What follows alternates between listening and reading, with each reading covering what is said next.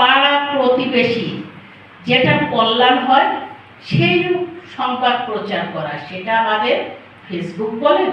পত্রিকা বলেন, টিভি বলেন, যেখানেই বলেন, আমরা সকলে যদি আমাদের নিজেদের জায়গাটা থেকে দায়িত্বশীল আচরণ করতে পারি,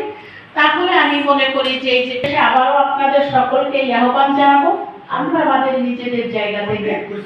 আমাদের সচেতন, আমরা আমাদের দিক থেকে পজিটিভ রোল প্লে করি, তাহলে ইনশাআল্লাহ মুক্ত বিশ্ব মুক্ত গণমাধ্যম দিবস। আচ্ছা, খুবই গুরুত্বপূর্ণ বিষয় এবং আসলে এটা কেন আমাদের দেশে আগে পালিত হয়নি এটা নিয়েও আমার এখন হচ্ছে, যেটা আসলে অনেক আগে থেকেই পালন হওয়া উচিত ছিল। তাহলে আরো যে এখন যে প্রশ্নগুলো উঠছে এগুলো জাতীয়ভাবে যখন উঠতো, একটু যে আমরা এক্সট্রা জুডিশিয়াল কিছু কাজ গণমাধ্যমের মাধ্যমে হয়ে থাকে, যেমন